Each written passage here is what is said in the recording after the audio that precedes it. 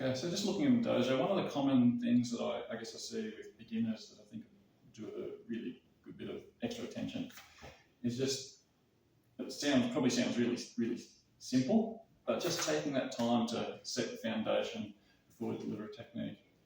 Especially as you start to get your body moving a little bit and start to learn a little bit. It's just a tendency to want to let the hands do all the work. But the real magic happens with allowing the base to work. So, in terms of our basic stance, Seisandachi, a couple of common things to look at is just look at the positioning of your feet. So one that I like to suggest to start with, to get the positioning of the back foot, if we start in the Subidachi, and just leave one foot where it is, and take the other foot forward. That's going to set roughly the position, a good basic position for the back foot. Of course, some people will be a little bit less flexible through the ankle or more flexible through the ankle.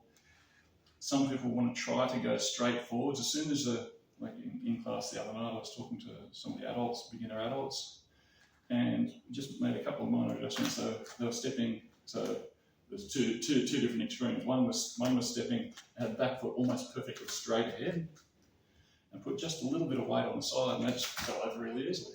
So I suggested, okay, let's open that back foot up rather than being straight, just open it up so you've got that little bit of an angle, kind of like Musubidachi.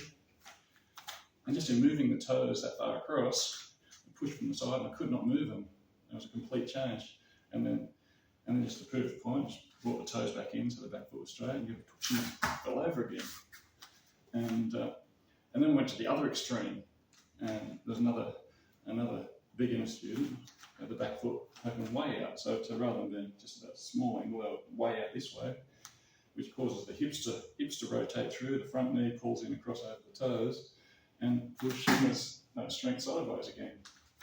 So just by repositioning that back foot a little bit, allowing them to square the hips up a little bit more, and get that pull in with the thighs, they're able to create quite a strong base. But the thing is, as a beginner student, there's a lot of moving parts when you're looking at getting the feet in the right place. Each time you step, so come in through the middle, bring the thighs together, out, and get those feet in the right position so you get a little bit of width at an appropriate length. You want to do all of that before you actually try and deliver a technique.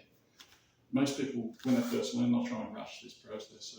So to cut a long story short, the biggest advice I give to beginner students is take your time to set your base.